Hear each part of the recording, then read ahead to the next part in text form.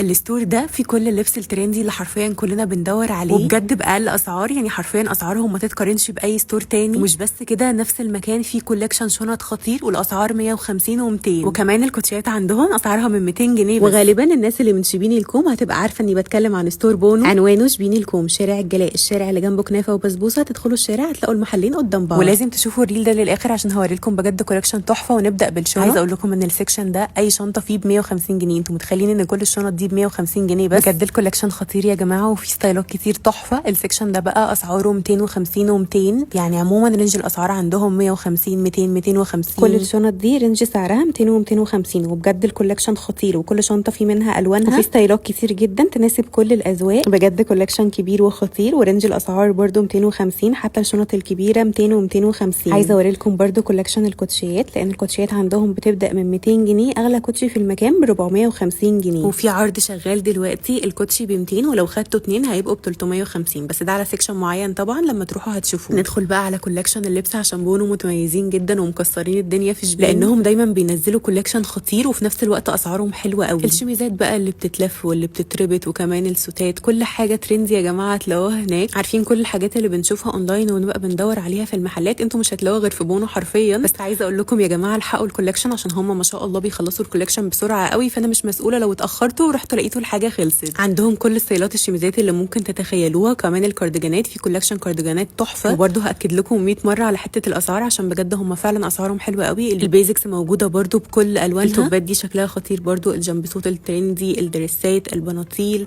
كل حاجه حرفيا هتلاقوها هناك باقل اسعار. الكتان دول ب 250. اعملي بقى منشن لصاحبتك وروحوا الحقوا كولكشن بونو.